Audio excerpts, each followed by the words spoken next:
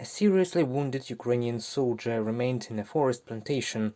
His combat fellows must evacuate him to a safe place, and the opponents must prevent this by setting up an ambush. This is the plot of a tactical game. Its participants are Ukrainian policemen, members of volunteer battalions, territorial defense, and the armed forces of Ukraine. Glory to the heroes! In order to successfully rescue the wounded, participants of the express course must learn various skills, including paramedicine, how to apply a tourniquet, perform an indirect cardiac massage, and correctly put the wounded on a stretcher. These skills save lives on the front line of the Russian war against Ukraine. The main thing is to keep the person alive, that is, to stop critical bleeding, to exclude asphyxia, so as not to suffocate. To start the heart in cases where cardiopulmonary resuscitation is needed, and deliver unharmed to the doctor, while not being afraid yourself. This is also very important. Unfortunately, many are afraid of such conditions. The next stage of training is practicing movement in a column, as well as driving on dirt roads. The drivers learn to ride synchronized in a column at speed up to 60 km per hour. Such training is required for the drivers to feel confident when riding in columns on the battlefield. At first, each individual worked on the snake tracks on their cars. Then braking was practiced, when a person specifically calculates the interaction with the machine. Then we put all this knowledge in practice and tried to reproduce it in the column when we work with the car, but also the cars work with each other. The convoy of cars was followed by the quadcopters. In modern warfare, they serve as the eyes of Ukrainian intelligence officers and artillerymen.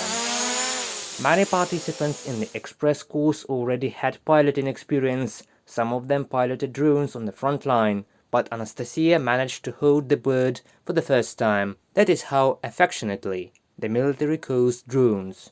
We are now undergoing training on drones. It will be very useful when performing combat missions on positions. That is, I still have a little practice, but it will already be possible to apply in combat. This is a completely new experience for me, a bit complicated but useful. And again, it all depends on the instructors. They explained everything very clearly. A few tips, corrected technique, and the quadcopter lands right on Anastasia's hand. When the knowledge of medicine, extreme driving and piloting drones has been obtained and worked out, it's time to put them into practice to save the supposedly wounded mate. Half of the participants in the course go in search, the other half is waiting for them in ambush. There is a fight going on here.